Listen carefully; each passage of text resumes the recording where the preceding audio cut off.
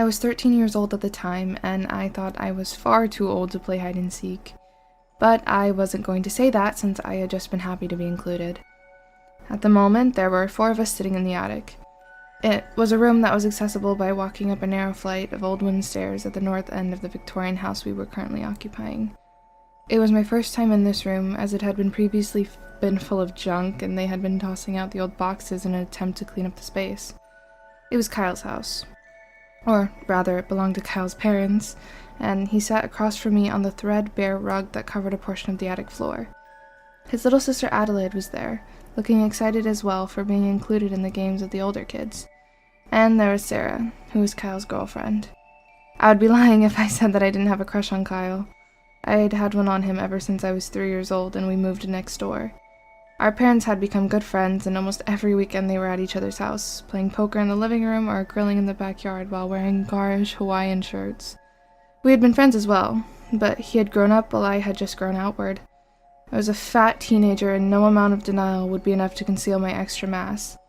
The constant taunts of my peers also made sure that I would not forget it. My thick glasses and poor choices in wardrobe didn't help me either. My extra bulk made the hot attic more unbearable, and I was sweating freely while the others looked like they were enjoying the temperature. I'm not sure that I want to play hide and seek. That's kind of a game for babies, Sarah said with a pout as she flipped her long blonde hair behind her shoulder. She was beautiful, which just made me more self-conscious. I took off my glasses to wipe my face of its excess sweat.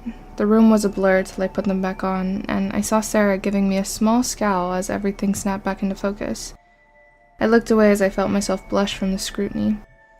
Adelaide looked crestfallen. She was only 10 years old, and it seemed like she had been looking forward to it. She looked at her brother. If you guys don't want to play hide and seek, do you want to play a board game? The little girl sounded hopeful, and I saw that the attic was stocked with quite a few board games. Monopoly could be fun. At least I was good at that. Nah, we play board games all the time. Let's do something different. He grinned at each of us in turn. Let's play Truth or Dare. Mentally, I shuddered. I wasn't good at that game at all. I was usually dared to do something that would embarrass me. Like the last time when they dared me to run a mile. I hadn't been able to finish, and they had all laughed at me while I sat panting in the dirt. All except Adelaide, who had been kind enough to get me a glass of water. Sarah got a vicious grin on her face, and I knew that she liked the idea. Adelaide looked at me and scrunched up her face in distaste. I don't like that game. Last time Kyle and Sarah dared me to eat a bug. Kyle let out a sharp laugh, and I glared at him as best I could. Adelaide was scared of bugs, and making her eat one had been a mean thing to do. Kyle glared back at me apologetically and smiled wickedly. I felt myself blush against my will. He was really cute, even if he was a jerk sometimes. Sarah walked over to me and gave me a playful shove. Come on, it'll be fun. We can make a rule that we won't dare each other to eat or drink anything gross. That seemed to placate Adelaide, and she gave a shrug. As long as you promise. Sarah made a cross sign over her heart and smiled. I cross my heart and hope to die. We won't make anyone eat or drink anything gross, okay? Then I'm okay to play, Adelaide said with finality. I didn't say anything. I usually just went along with whatever everyone else wanted to do. Kyle clapped his hands together. Then it's settled. I'll go first, and we will just go around in a circle. He looked at me and pointed. We'll start with you, Lily. Do you want truth or dare? He crossed his arms and stared me down. I weighed my options. If I said truth, they'd ask something embarrassing. But if I said dare, then I'd have to do something embarrassing. Dare, I said, and then braced myself for what he had planned. Kyle raised an eyebrow in surprise. He must not have expected me to answer with truth. I dare you to do the splits. He smirked. I shrugged and sat down. This wasn't as bad as it could have been. At least I didn't have to run anywhere this time. For the next full minute, everyone laughed as I attempted to do the splits. I wasn't very flexible, and I couldn't do the full splits like he had wanted. I thought that my poor jeans would tear. Finally, I had managed to do a half-decent split and was able to get up off the floor. Next, it was my turn to ask Sarah the same question. Sarah, do you want truth or dare? Sarah rolled her eyes and said, Truth. She crossed her arms and waited for me to ask my question. "Do you want to kiss anyone in this room?" I asked half-heartedly. It was a lame question, but I didn't know what else to ask. Sarah rolled her eyes again and then fixed me with that vicious grin again. Oh, I've been dying to plant a big sloppy kiss on your beautiful face, Lily. She pursed her lips and made an exaggerated kissing face at me. Everyone laughed, and I tried to laugh along, but I couldn't force myself to. It seemed like it would be another game where I would get picked on. My turn. Adelaide said excitedly. Her enthusiasm was cute. Even Sarah seemed to think so as she gave the little girl a small smile. Do you want truth or dare? Sarah asked, crossing her arms again and looking serious. Adelaide was jumping up and down with her excitement. I want dare, Adelaide said with a giggle. Sarah thought for a moment and then shrugged. I dare you to spin in a circle really fast. That's easy. The little girl exclaimed as she lifted her arms above her head in what looked like a ballerina pose and spun as fast as she could. She managed 3 fast spins before the vertigo got to her and she fell to the side. She giggled again, not fazed at all by the fall. That wasn't so bad. Now I get to ask Kyle the question. She pointed at her brother and asked dramatically. Truth or dare? Kyle had an air of indifference as she answered. I'll take a dare. Then I dare you to do a backflip. Adelaide said with a flourish. Kyle proceeded to do just that.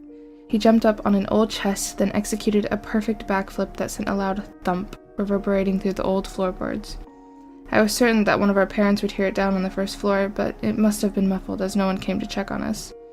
It was my turn again, and Kyle turned to face me, brushing the dust from his face that had flown after being disturbed by his backflip. Okay, Lily.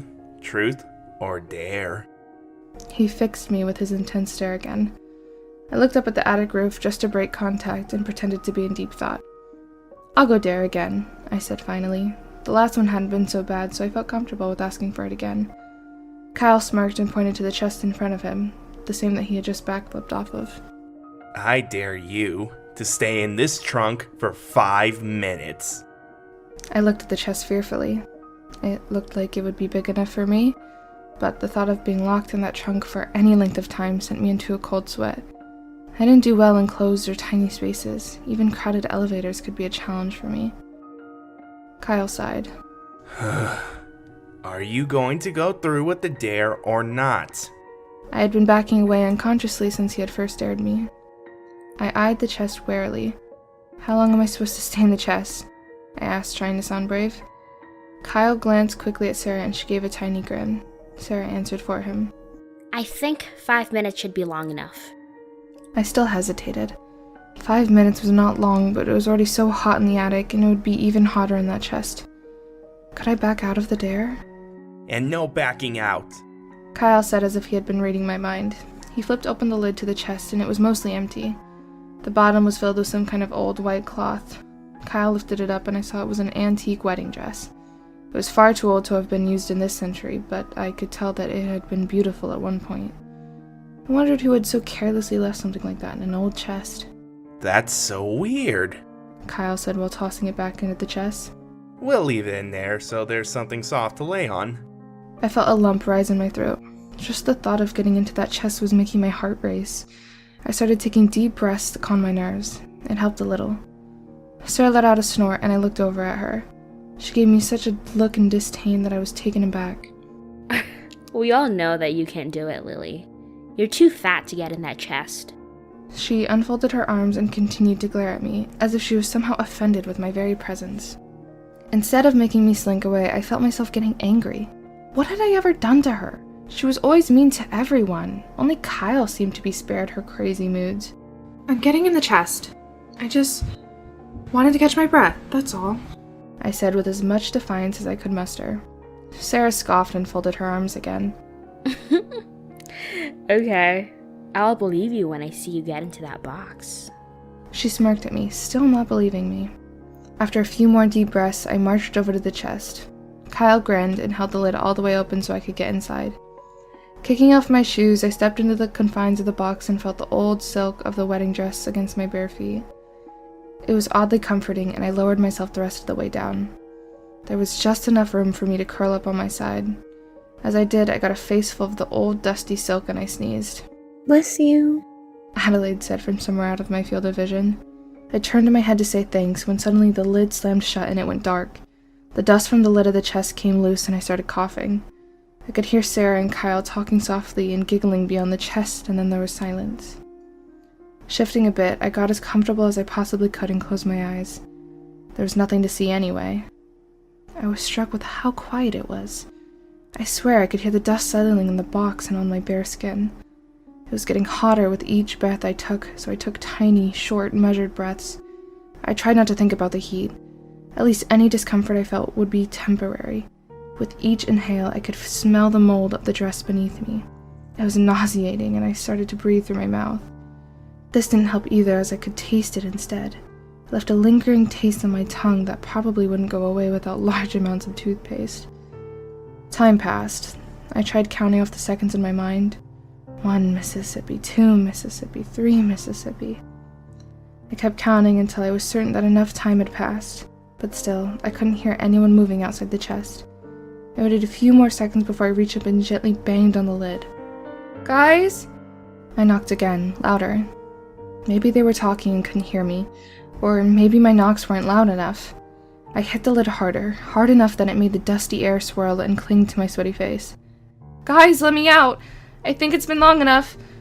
But still, all I heard was silence. My heart started pounding as the bare sense of panic started to creep in.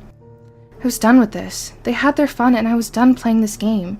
They could play on their own, but I was very hot, sweaty, and whatever enjoyment I had been having already left. I shifted so that I was laying on my back. I placed both my hands on the lid and I shoved as hard as I could, already anticipating the slightly cooler air of the attic. The lid did not budge. I pushed again, straining for longer this time until my arm started to shake. This time I panicked. It was instantaneous and the rush of the adrenaline almost made me faint. I pushed with as much strength as I had and still the lid refused to budge. Even with my back against the bottom of the chest, I didn't have enough leverage. I banged on the lid again. Let me out! Let me out! I screamed then. My voice was oddly muffled in the dark of that chest, but surely someone should have heard me. The reality of this situation had hit me.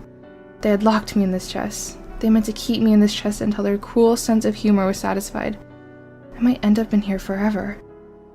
With another burst of energy, I thrashed around in the box, getting my legs tangled in the dress, and I felt a prick of pain as I busted my toe against the wood.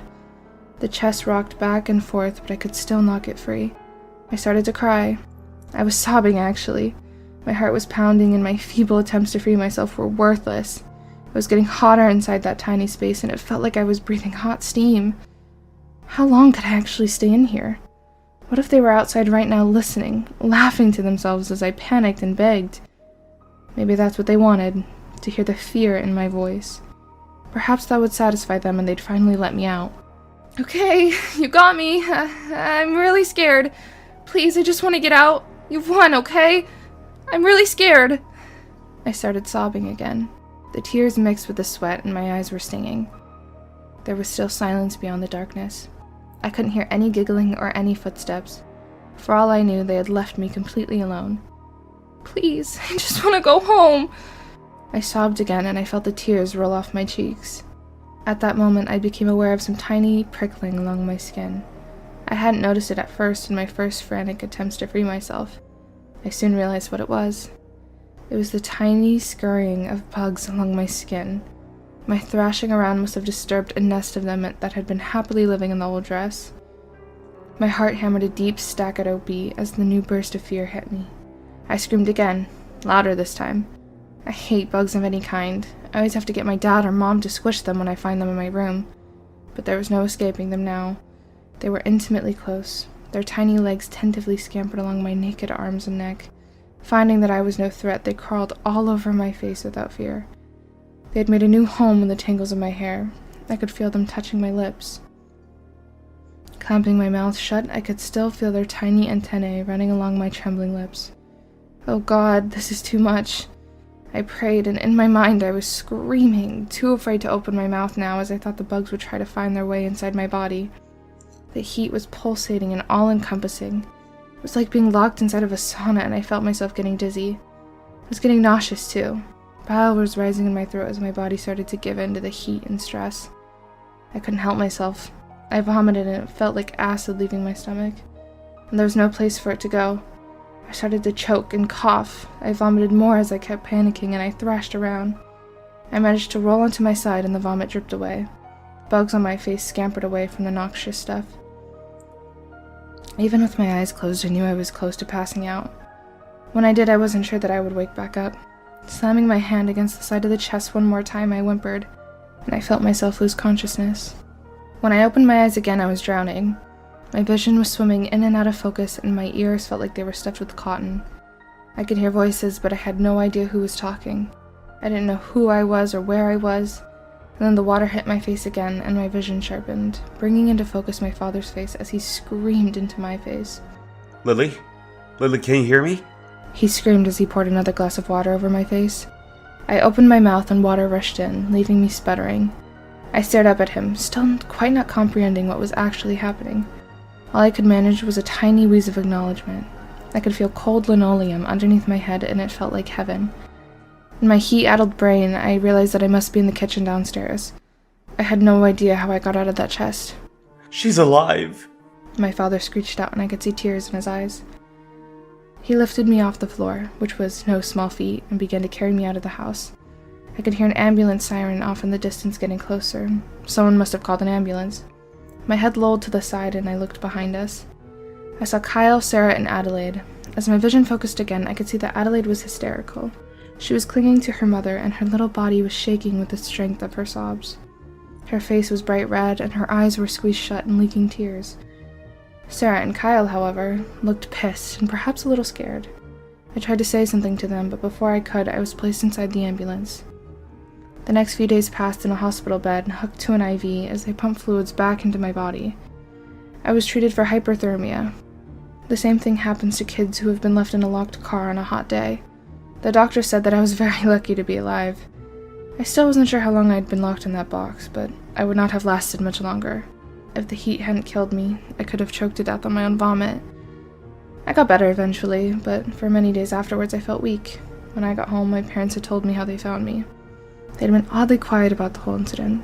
It was like they were afraid to bring it up until they were sure I was strong enough. After locking me in the chest, Kyle and Sarah had dragged Adelaide downstairs and told her that they intended to leave me in there a lot longer than 5 minutes. Sarah had said that she wanted to see how long it would take for anyone to notice that I was missing. Adelaide had immediately disagreed, but they refused to let her go back up into the attic. As soon as she could, she snuck away and ran upstairs. She was the one who had unlocked the chest, and her screams had brought my parents up to that hellish room. Apparently, she thought I was dead when she first found me. Kyle and Sarah denied everything. Sarah adamantly claimed that she and Kyle hadn't seen me all day. Kyle shook his head and said that I had probably locked myself in that chest just to get some attention, or to get him in trouble. Kyle's parents believed him, despite Adelaide also backing up my story, and we were convinced it had been my own stupidity that had gotten me trapped in that old box. They even demanded that we pay for the old wedding dress I had destroyed. My parents, however, believed me, and that was the end of the friendship between our families. We moved away not long afterwards to get a fresh start, in a new town where kids didn't whisper about me behind my back, and where Kyle and Sarah didn't spread rumors that I was an attention-seeking psycho. Ever since that incident, I hated the heat. It would send me into a terrible panic attack. I had to sleep with the light on for years, and at night I would frequently dream of being strangled by a wedding dress or being eaten alive by bugs. I was in therapy for a long time, but nothing I did seemed to diminish the anger that I felt. Years have passed now, and I'm back in my old hometown. It wasn't hard finding Kyle again. It was actually easier than finding Sarah. She had taken some time to track down. She hadn't been especially happy to see me, especially after she learned I wanted to play one last game of Truth or Dare. Kyle, however, was still in the same old house. When I knocked on the door, he actually let me inside, not recognizing me after all these years. All he saw was some poor young woman whose car had broken down outside his door. While the years had been good to me, they had not been so to Kyle. I had gotten taller and my fat had turned into muscle. He was prematurely balding and a beer belly was starting to form. This worried me slightly. The box I'd brought for him might not be big enough.